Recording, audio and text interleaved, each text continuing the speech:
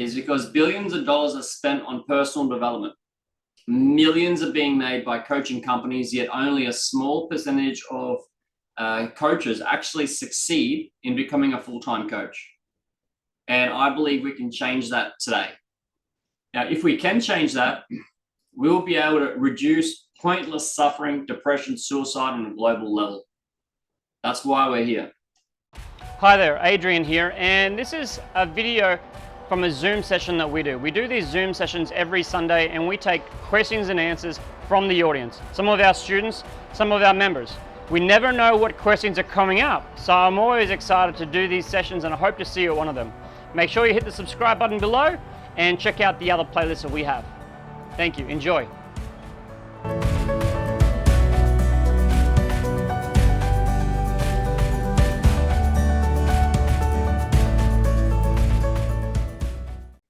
If success means to you changing the world, great. If it means making $1 million, great.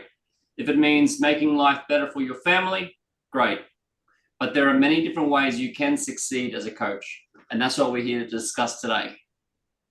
I've been coaching, got 10, 20 years, through 3,000 plus coaching hours.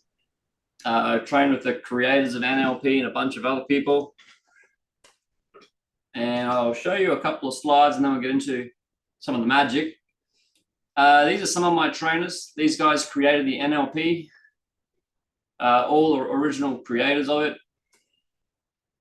I've learned from a few of these guys as well. And the reason why we're doing this session today is because billions of dollars are spent on personal development. Millions are being made by coaching companies, yet only a small percentage of coaches actually succeed in becoming a full-time coach. And I believe we can change that today. Now, if we can change that, we'll be able to reduce pointless suffering, depression, suicide on a global level. That's why we're here.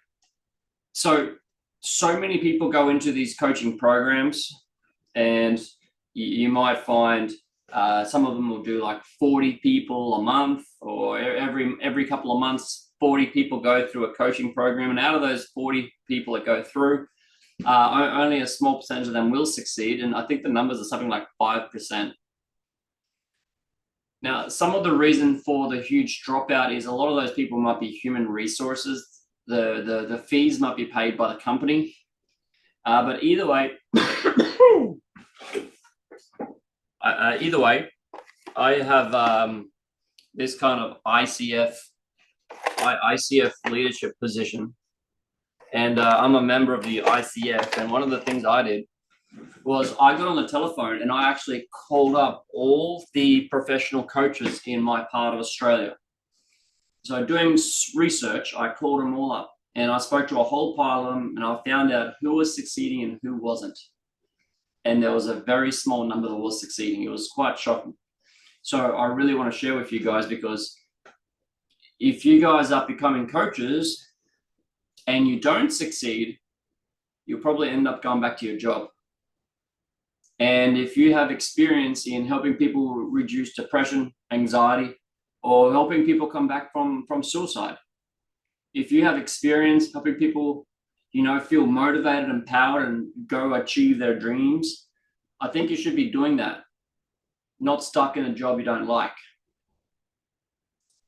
So I really want to see everyone that invests money and walks down the coaching pathway. I want to make sure more of them win. That's why we're here today. I want just to add, I'm reading now this book, The Business Book of Coaching, this one. And there is saying that the reason why a lot of coach drops out is because the interest in the coaching gets a low bar, so there is no regular standards. But so that's why a lot of people can enter easily and then to drop out. But if you are interested to become coach, it really needs work. And of course, investment. I have to start from myself. I have investment 6 years in learning different aspects of coaching. And of course, first 1 or 2 years are always hard, but after that, when we can recognize how we can change the world, the things become different. Yeah, and that's a very good point to note. Anyone can call themselves a coach, right?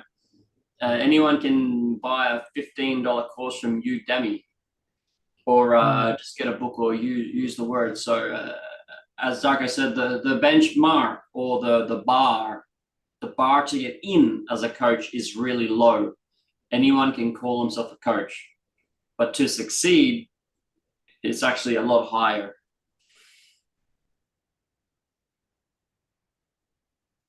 Now, I'd like to start by asking some of you guys, or if it's cool, Darko, could you break up everyone straight away? Can you break up everyone into 2 or 3 groups? You can take your pick, Darko, 2 or 3 groups. And what I want to ask you guys in your groups is, what do you believe is the typical coaching journey? What do you believe is typical? Share it in your group. So everyone in your group, share what you think is a typical journey. A journey might look like this.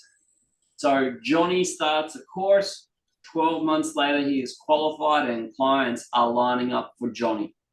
After a couple of years, Johnny makes 100, 200,000 US dollars a year. That's what I think is a typical coaching journey. One of the key reasons I'm sharing this today, and I'm not sure if you guys saw it or not, but I made a little 1-2 minute video earlier on today. About 10 years ago, I met an absolutely lovely coach, absolutely lovely. She was helping me out too. She saw I was a new coach. She called me over, we had coffee. She didn't try to sell me her services. She simply shared with me some of her coaching journeys, some of her favorite books, things they're going to do. Wonderful.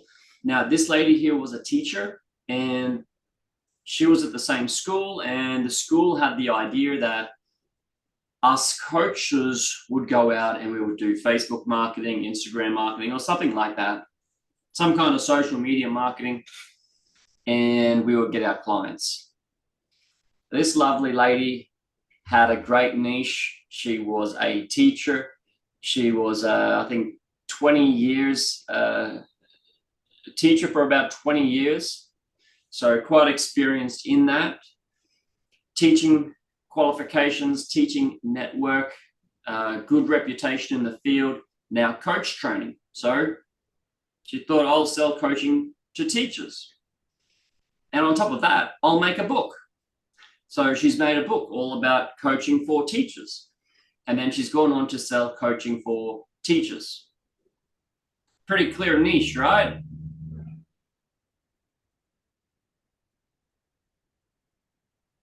She knows it. She knows their problem. Only one problem. Teachers don't pay for personal development. And this became apparent after years of trying. After years of trying, she is like, teachers don't pay for this. And she had major problems selling to any of the teachers. She ended up selling her coaching to some business people through a business network. I think I bought maybe 6 sessions for someone through her. So she sold coaching, but to all these other people, not to her niche that she invested so heavily in the marketing to. A few years down the track, she's back at work and not coaching at all. She got pretty disillusioned by it, and she thought it was all a bit of a smoke screen. And she said, you know, no one really succeeds in it. And yeah, I would walk past her maybe once a week, once every 2 weeks, and I was growing my coaching business, and my coaching business was working. And I know why hers wasn't. And she said it as well, you know, it was all the niche, and the niche wasn't ideal. Yeah, when I did this call, when I was doing these research calls with the ICF, International Coaching Federation, I was calling up all these coaches around Queensland, and I contacted a coach further north who was also coaching teachers. This lady has similar experience, similar reputation. Only thing is, this lady is totally winning at the exact same niche. How? How can one do so well and one do so poorly at the same niche?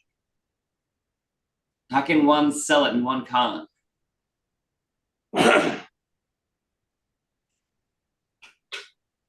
Maybe it's her sales skills. Maybe it's her confidence in herself. But now the second lady actually got employed directly by the school system. So the second lady got employed by the school system. Okay, so the first lady is chasing people individually. The second lady got employed by the school system. She just made the change and became a full-time coach rather than a full-time teacher. Make sense? Yes. So sometimes people have a really wonderful niche, but they think they have to sell it to the masses and individual clients rather than just one client, unlimited clients or unlimited coachees from one client. Just what I want to share with you guys. Yeah. So a lot of people think about, I've got to sell my coaching to the masses. I've got to be on Facebook. I've got to be making videos. I've got to be on WeChat. I've got to be blogging every day. Oh, now I'm going to use ChatGPT and I'm going to fastly write blogs and stuff. But what if you don't have to? I've got a business client. I now coach everyone in that business. So one business client, I coach the CEO. Now I coach anyone in his business that needs coaching. I got a message from his CTO at like 1 o'clock in the morning. Well, it was actually like 11 o'clock in the morning, my time. It was 1 a.m. in the morning, his time. So at 1 a.m. in the morning, I got a message from one of the staff, can't sleep. And I know that this company needs a breakthrough. So one of their staff members messages me at 1 o'clock in the morning, their time. At 1:20, we get on and start doing a coaching call. I just happen to have a free space. I finished a coaching call, 11 o'clock in the morning for me. I had my first coaching call done. I saw, oh, this person wants to be coached. It's 1 o'clock in the morning. Oh shit, they must be struggling. I got on the phone. I coached them 20 minutes later. 1 hour after that, big breakthrough.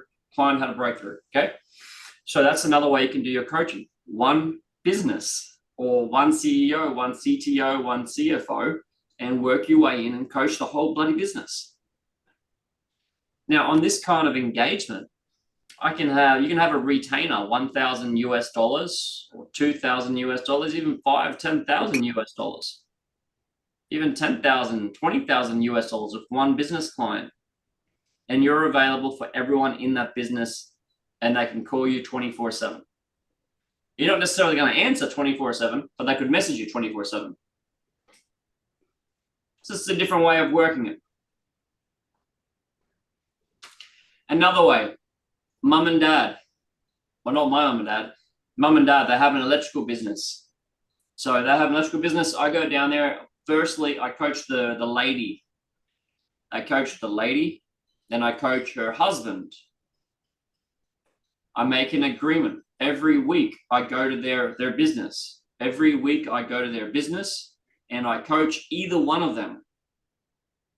After a month, I still go there, but instead of coaching them, I turn up half an hour early and I coach one of their staff.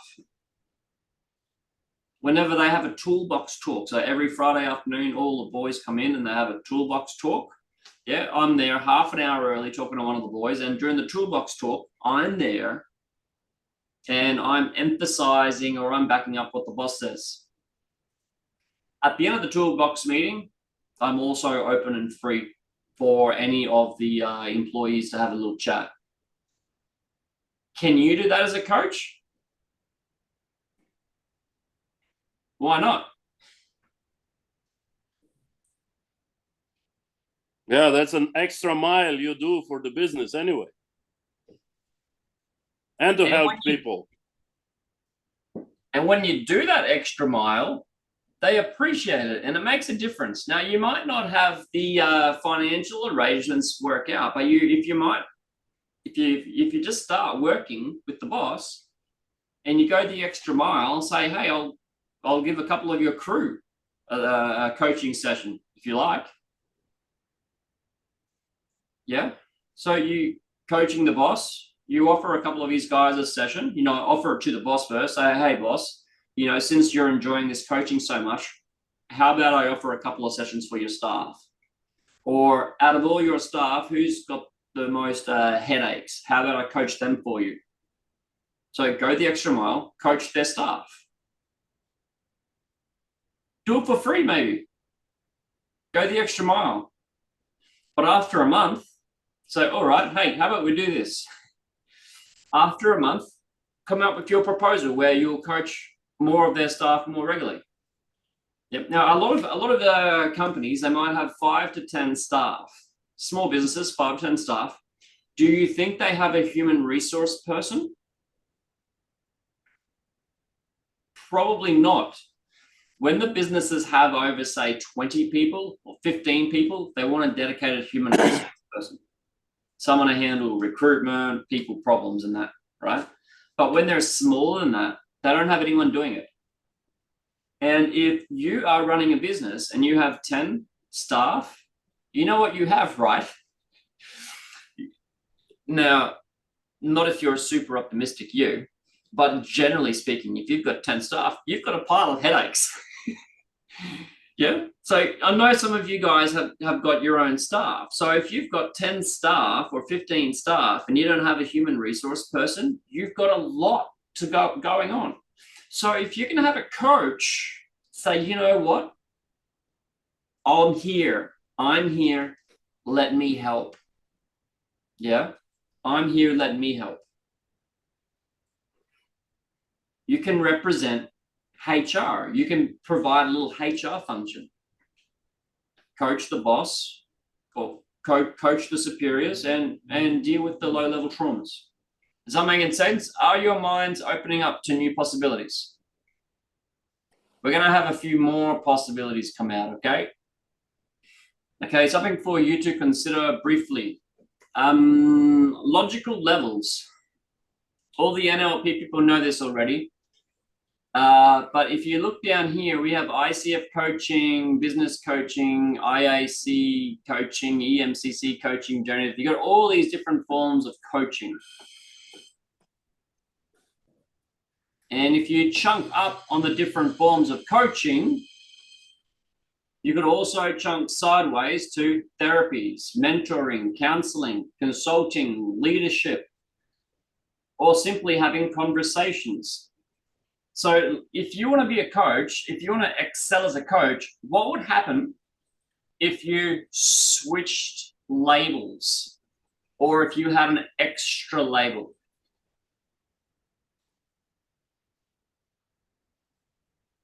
What if you had an extra label? So rather than just being a coach, what if you're a coach and therapist or a coach and mentor? Or what if instead of using the word coach, what if you didn't use it at all? What if you didn't use that term and you just had conversations?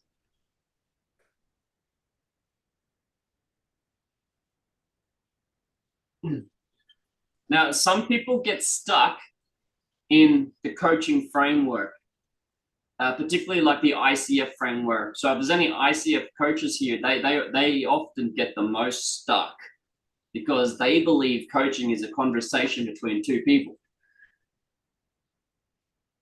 And the thing is, you can have more people and you can switch out of coaching and switch into therapy or mentoring if you want. If you're employed to get a result, or if you want to create real value, then we might want to take away the little box and work in a bigger box. A lot of our guys, we study NLP, and the reason we study NLP is because it's on a higher logical level. So the NLP is around here, accelerated change. And with a background in NLP, it's a lot easier to do all of those different forms. With NLP, you can switch into mentoring, leadership, consulting, therapy, all of that a lot easier. Yeah.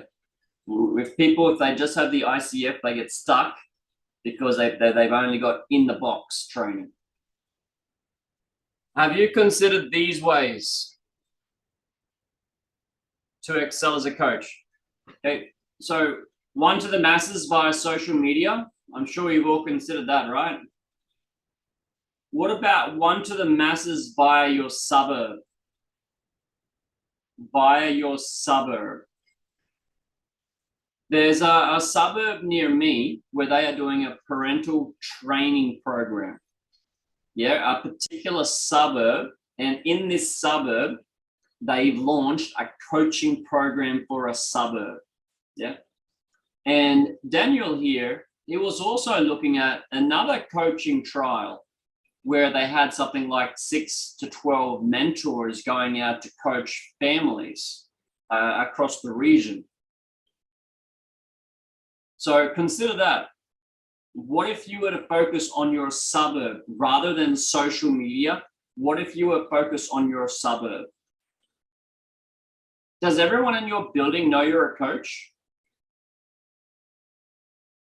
Does anyone else in your building or block or street know you're a coach? What if everyone in your building knew you're a coach? What if instead of going out on social media, look at me. What if instead you had flyers up all over your little street or your block? It's a bit hard to dominate social media, but it wouldn't be that hard to dominate your suburb, right?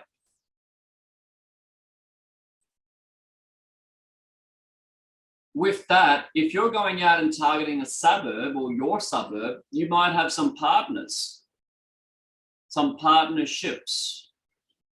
So the one Daniel Missick and I were having a chat with, they were supported by a charity organization in Australia, so they had funding for it. And governments also give funding. So there may be a way you can get funding to deliver coaching to your suburb and change your suburb. Another way you can hit the masses, books. Of course, you can write your own books. There are some people that have TV shows or podcasts and radio shows. A lot of these radio shows are also after content. There are some wonderful radio shows and podcasts and groups in China. And we are regularly looking for people that can provide training or people that can provide value. So as a coach, what if you were to offer a regular segment for someone else's show? So we've got Motivate Community. If anyone wanted to, they could approach us and go, hey, Adrian, we want to do a half-hour session every week on parenting. Or we want to do a half-hour session every week on food coaching or something. We'd be, yeah, great, go for it. Here's our audience. There you go. I mentioned that last idea, working with a business and their staff or providing a small HR function. You can also work with companies like Glow Coach. Anyone here heard of Glow Coach based out of Shanghai? Okay, Glow Coach based out of Shanghai. They used to do business English training, but about 5 or 6 years ago, they started to do corporate coaching. So if you are one of their lead coaches, then the work is already done for you. And you just deliver your coaching. I think it's $150 now per session for a half-hour coaching session. You do a Glow Coach. There's also another organization like Glow Coach I was talking to. I didn't get the job because I wanted someone in person in Shanghai. They charge, I think, $500 USD for 500 USD, I think, for a coaching session. So if you work with this company, if you get enough coaching with them, the company alone can give you enough coaching gigs that you don't have to worry about looking for your own clients. And then there's Numi or Numi.com. I wouldn't do Numi.com if you're in Shanghai because Numi already has me. But you're welcome to go there as well. Numi used to be $250 US a year. I think it's $450 a year now. but you work with Numi, you pay a fee, and then Numi will promote you to people. And they have a list, and all these people are writing requests. And you just say, hey, I want to coach you. So that's another way you can get clients. Totally new way for you. Consider interning as a HR assistant. If you like the idea I shared before about performing a human resource function, but you don't know much about human resources, maybe you can intern for a couple of months. Maybe you can work for a month or two as a human resource assistant. Another thing you might like to consider is, if you like to succeed as a coach, maybe first you succeed or focus on being a speaker or a trainer or a therapist or something else. I heard someone in the group mention that they'd like to be a speaker. And well, why not lead with speaking? Is there some organization that can pay you to be a speaker? Is there some organization that can support you or have an audience for you? There are a lot of coaches in Shanghai. They will go into an organization and first they will deliver training. The training might be DISC, personality assessment, right? Or it might be something on leadership, something on emotions, emotional resilience, or discipline or something.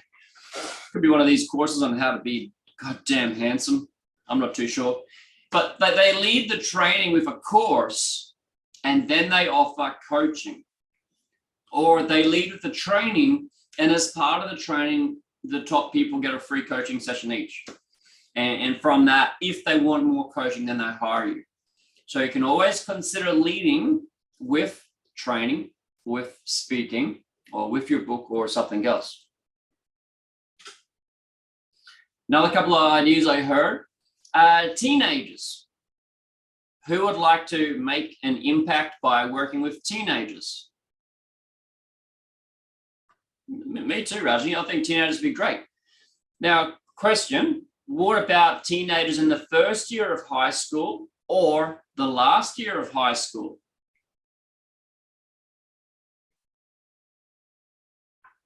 I think I'll start with the first year of high school Now, and continue till the high school is finished.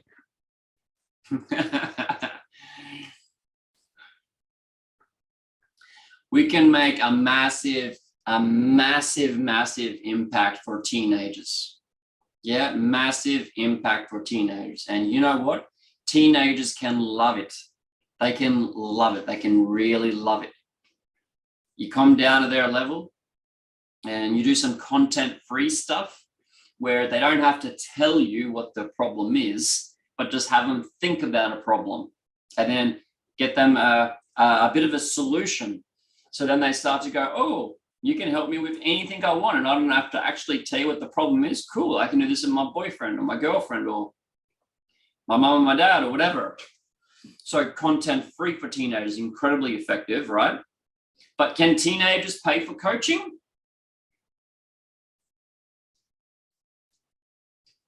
But their mom and dads can.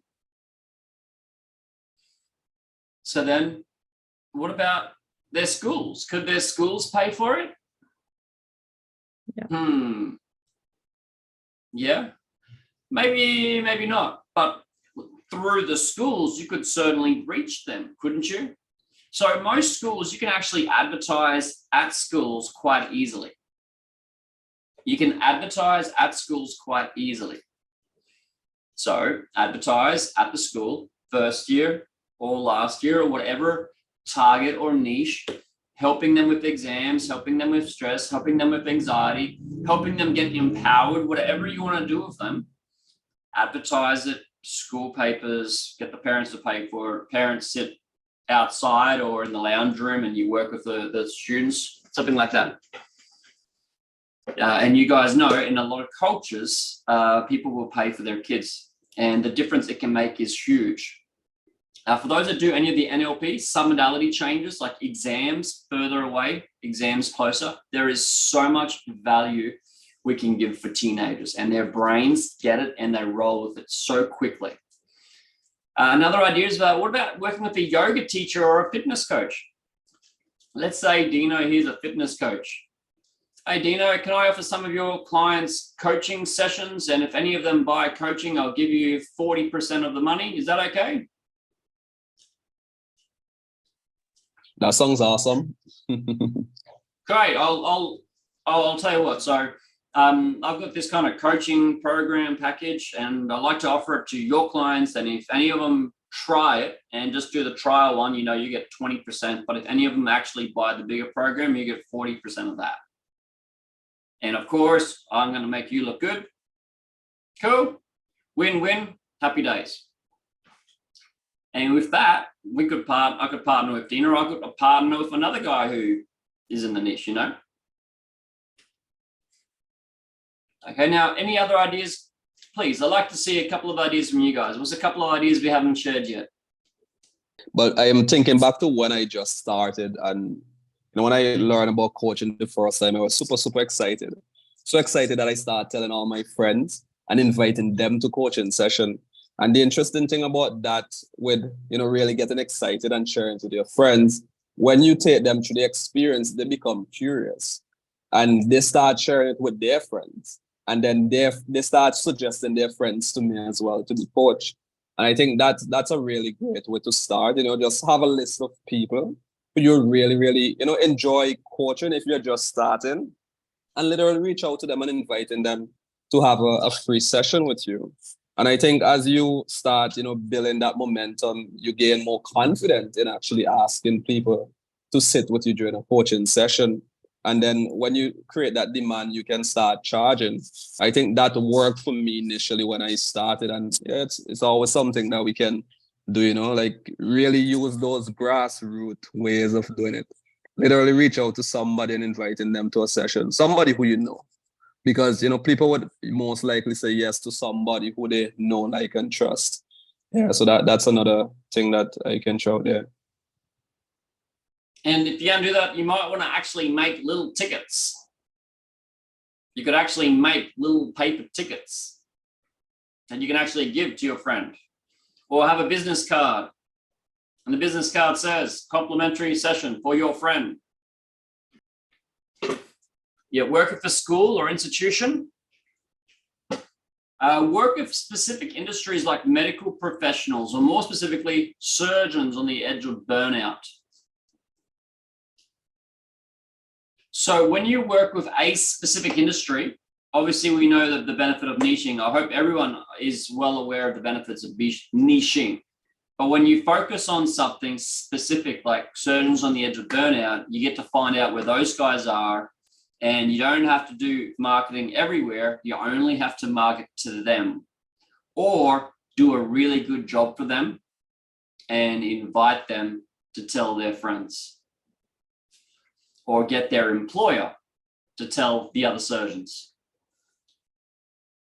Little idea, I've never done this before, but I've considered a lot. I've considered working or being an intern as a therapist or at a clinic. What if you were to intern or work as a therapist or a counselor, even though you might have a higher qualification or higher experience? What if you were to intern as a therapist? What if you were to partner with medical providers? In my town, there is a whole distribution kind of network. There's a whole pile of doctors, medical centers, and they've all got a pile of business cards out the front in other places you can go. Very, very rarely do we see these medical places promoting coaching. Yet it can be done. It can be done.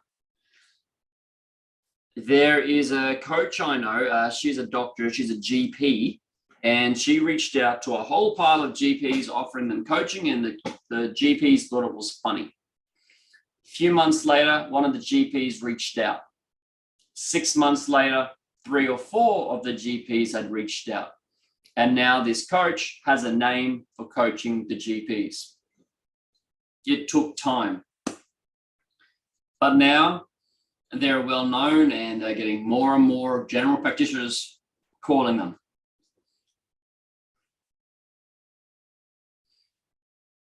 Okay, lead in by being a trainer, mentor, or a consultant. We mentioned that. Another way you can succeed as a coach is you can be a specialist or have a speciality like addictions or cigarette smoking. Darko and I did some training in addictions. So with Darko and I think Dino's done this as well. We can take people through smoking addiction or alcohol addiction, and chances are pretty high that we'll get their addiction wiped in about 3 hours. Now, if we coach someone through a cigarette addiction or alcohol addiction, their chance they're going to come back for more life coaching or other coaching in future. Typically, hypnosis practice or hypnotherapists, they will do paid marketing for smoking addiction, alcohol reduction, or something like gastric waistband, which is to help people eat less food. So the hypnotist advertises these 3 services, and they have all this kind of coaching they do, but they won't lead with the coaching. They will lead with those other 3 services: cigarettes, alcohol, eating. If you get stuck, remember, you can simply do the end step reframe. So as you can see, there's a pile of different ways you can succeed as a coach, but there's a couple of things you want to do beforehand. When you get the ideas, would you want to write down your ideas? You probably want to write down your ideas, right? So actually write down your ideas, and before you pursue, a great way a lot of coaches fail is they go very hard for a short period of time. So a lot of coaches will go very hard but for a short period, and they won't get the results and they end up quitting. One of the presuppositions of NLP is there is no such thing as failure, only feedback. Remember the first story I shared about 2 teachers? Yeah. The first teacher was trying to market to teachers. She got feedback, but she didn't listen to the feedback. And it took her 2-3 years before she gave up. We got to listen to feedback. A lot of the times as a coach, when you launch a new flyer, a new program, no matter how good it is, there's a fair chance a couple of people, if it's really good, a couple of people might jump at it, but they might not buy. You may have to run your promotion or run your idea for months, testing, adjusting,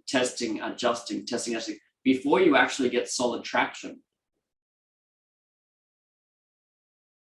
Sometimes we like to launch a new program and then after a couple of weeks it doesn't work, we give up. It happens all the time.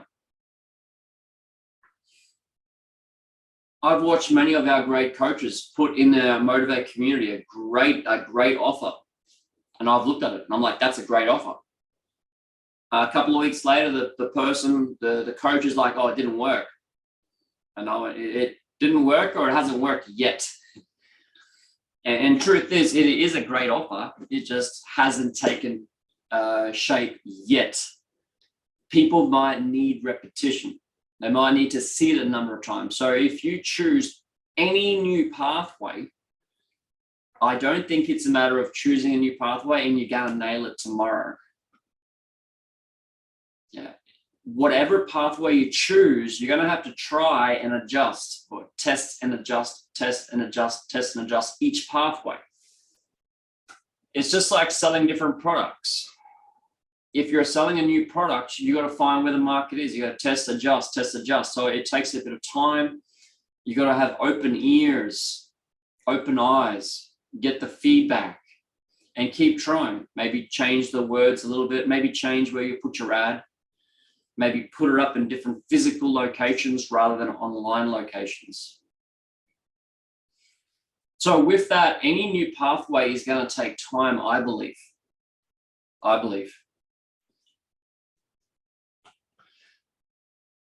So for those that are a bit more experienced, there's a couple more things you might like to do before you actually choose and solidify your path. You might want to do what we call wishing, wanting, having. I write this in the chat window. Wishing, wanting, having. If you wish for it to work and want it to work, very different result. So you got to consider your pathway, and if it's a wishful thinking, turn it into a wanting. And of course, we probably want to do our OIC, or outcome, intention, consequences.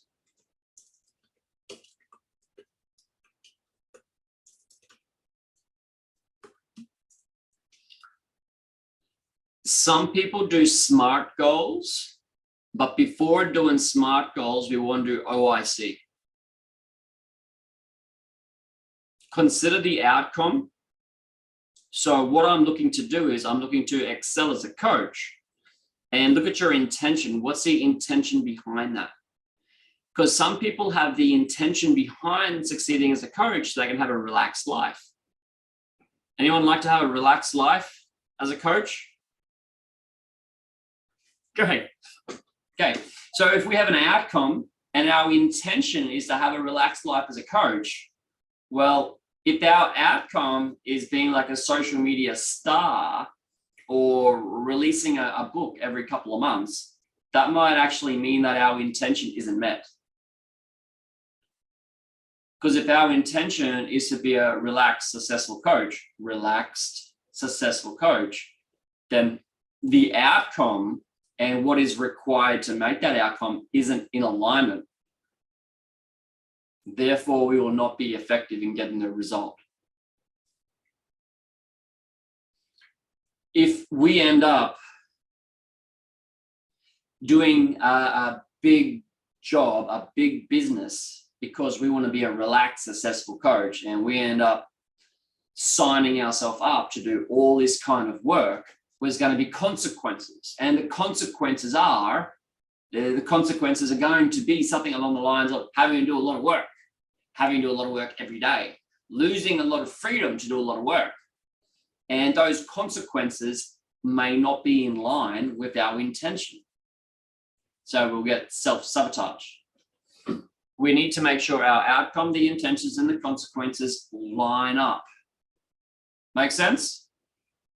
Now, once they line up, then we go for a well-formed outcome or SMART goal. But there's no point doing a SMART goal if your OIC doesn't line up. Of course, we should all be more and more aware of our core values and live aligned to our core values. Our core values are in our intentions anyway. Part of my core values is that relaxed. It's not super relaxed, but I'm allergic to stress. I don't like high stress, so I don't like high business requirements. I like to be able to take a day off. Yeah, and I generally like to take 3 days off here and there. That means that my business has to allow me to do that. Now, I am going to shut up. I think I've given you guys more than enough insights and tips there. So there's a whole pile of different ways. You want to do wishing, wanting, having, and the OIC before going on a journey. And of course, maybe speak to some other people that have done it. We want you to win too. Boom! You made it here! Good on you. Make sure you click the subscribe button below and check out the playlist at the end. If you'd like to come along to our Sunday sessions where we host a live free Q&A for our students and members, you're welcome. I'll see you there.